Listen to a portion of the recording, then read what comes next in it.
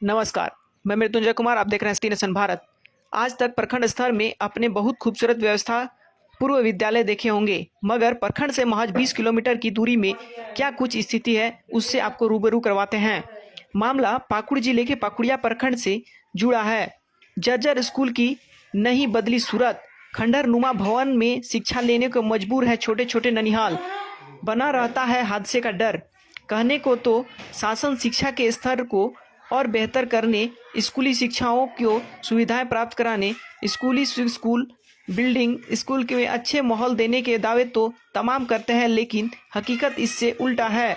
सुदूरवर्ती गांव प्राथमिक विद्यालय माडगांव के बच्चे भय की स्थिति में पढ़ाई करते हैं। माडगांव स्थित प्राथमिक विद्यालय के हाल बेदहाल। स्कूल भवन जर्जर हो चुका है। जैसे तैसे टूटे फूटे बरामदे में बच्चे पढ़ने के लिए मजबूर हैं। बारिश में कक्षों की छत से पानी टपकता है, दीवारों से प्लास्टर उखड़ने लगते हैं। स्कूल का क्लासरूम और कार्यालय भी जर्जर हो चुका है। विद्यालय में शौचालय की उचित व्यवस्था नहीं है। भवन में आखिरी बार रंगोरंगन कब हुआ, इसका कोई जानकारी नहीं है। जर्जर भवन को देखकर हमेशा कोई हादसे का डर बना रहता है। जिम्मेदारों को उदासीनता की नतीजा है कि आज भी बच्चे इस जर्जर भवन में पढ़ाई करने को मजबूर हैं। स्कूल आने वाले बच्चे जर्जर भवन के चलते बाहर ही पढ़ाई करते हैं। भवन को देखकर न सिर्फ बच्चों के बल्कि शिक्षकों की सुरक्षा की गारंटी नहीं दी जा सकती है। बरसात के मौसम में होती है बड़ी दिक्कतें। बरसात के मौसम में छत से पानी का रिसाव होने से कक्षा में पानी भर जाता है। इससे बच्चों को पढ़ाई में काफ़ी प्रभावित होती है। स्कूल भवन को जर्जर स्थिति को लेकर कई बार इसकी शिकायत शिक्षा विभाग को संबंधित अधिकारियों को दी गई, लेकिन अब तक प्रशासन द्वारा कोई उपाय नहीं किए गए हैं। ग्रामीणों का कहना है कि अगर जिम्मेदारी ने समय रहते ही कोई सकारात्मक कदम नहीं उठाए तो यह बड़ी दुर्घटना से इनकार नहीं किया जा सकता। बच्चों को अभिभावकों ने नए भवन का निर्माण या मरम्मत कार्य करवाने की आवश्यकता बताई है। बताया गया कि विद्यालय के प्रधानाध्यापक नकुल ने बताया कि स्कूल के जर्जर भवन की जानकारी उच्च अधिकारियों को दे दी गई है। आपको बता दें कि विद्यालय की स्थिति जर्जर होने के बाद सरकार ने पैसे भेजे और पैसे निकल भी गए, कार्य भी हुए, लेकिन आधे अधूरे। प्राथमिक विद्यालय माडगांव के भवन निर्माण के लिए सालों पहले आवंटित धनराशि निकाले जाने के बाद भी विद्यालय भवन अधूरा पड़ा है। ग्रामीणों ने कई बार भवन निर्माण की मांग को, लेकिन कोई सुनवाई नहीं हुई। ग्रामीणों ने सरकारी धन के बंदरबाट का आरोप लगाया है। पुरानी बिल्डिंग जर्जर होने के बाद नए भवन के लिए रुपए आवंटित किए थे। पूर्व ने नियुक्ति अधिकारी रुपए उसी समय निकल लिए, लेकिन अभी तक विद्यालय में कोई कार्य नहीं कराया और विद्यालय से कुछ दूरी पर एक नया भवन बनाने का कार्य प्रारंभ हो गया। लिल्टन तक आधे अधूरे बिल्डिंग और आधा शौचालय पूर्ण कर जैसे तैसे की गई बंदरबाट हो गई है और कार्य भी ठप हो गया है। इस स्कूल के बारे में भी आवेदन दे चुके हैं, लेकिन अभी तो कोई शिक्षा प्रसार पदाधिकारी कोई अभी तक कोई नहीं किया है और आगे भी दिए हैं, लेकिन हमारे गांव का स्कूल का बहुत स्थिति खराब है। शौचालय भी नहीं है, यहाँ कोई लड़का बालक बालिका का शौचालय एकदम नहीं है, पूरा खत्म ही गया है। इसीलिए हम लोग यहाँ, आप लोग यहाँ बचा बुतरू, यहाँ सब छत गिरेगा तो कौन रिस्क रहेगा, इसके बारे में आप लोग को भी करवा दीजिए।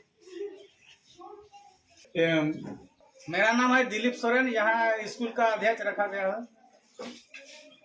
कौन विद्यालय? यहाँ प्राथमिक विद्यालय मड़गांव। क्या प्रॉब्लम है आपका इस विद्यालय में? इस विद्यालय में प्रॉब्लम है।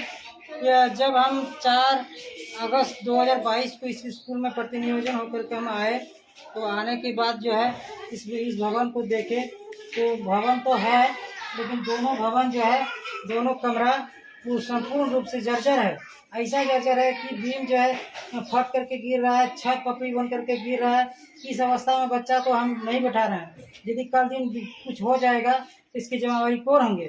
हाँ, इसलिए हम नहीं बैठा करके अपना बरामदा में बैठा रहे हैं। इसका लिखित रूप से मैंने पाकुड़िया बीओ मैडम को दिए, यहाँ से लेकर के जिला में डीएससी को दिए। हाँ, फिर दोबारा मैंने यही 27 तारीख को डीसी साहब को जाकर के लिखित रूप से ये गांव वाला सब मिलकर के हमको बोल रहे हैं कि अभी तक इस भवन के बारे में क्या हो रहा है, नहीं हो रहा है, इसके विषय में आप क्या कर रहे हैं। तो सभी ग्रामीण मिल करके, समिति मिल करके बैठक करके और जो है डीसी सर को जा करके दिए। देने के बाद भी अभी तक कोई कार्रवाई कुछ नहीं हुआ है।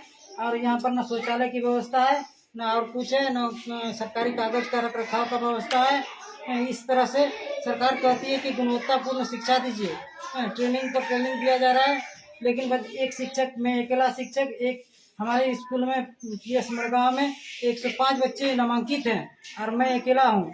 और वो भी मेरा दूरी यहाँ से जो है पूर्व स्कूल मेरा UMS राजपुखर है, वहाँ से हमको यहाँ पर डिप्टेशन दिया गया है। PS मड़गांव में 25 किलोमीटर दूरी है, आकर के मैं बच्चों को पढ़ाता हूँ।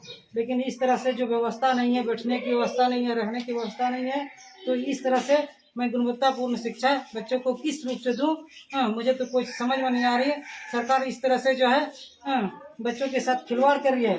बच्चा ना पढ़ पा रहे हैं, ना कोई व्यवस्था है, ना कोई सुविधा है। MDM का चावल को भी रखने की व्यवस्था नहीं है, पानी चूता है। तो इस अवस्था में MDM के चावल को मैंने प्रबंधन समिति का अध्यक्ष के घर में रखा हूँ। इसके अलावा और क्या कर सकता हूँ? क्या नाम है आपका? मेरा नाम नकुल कुमार पाल है। क्या दायित्व में है? दायित्व में क्या है? क्या ही मैं आप यहाँ प्रधानाध्यापक हैं।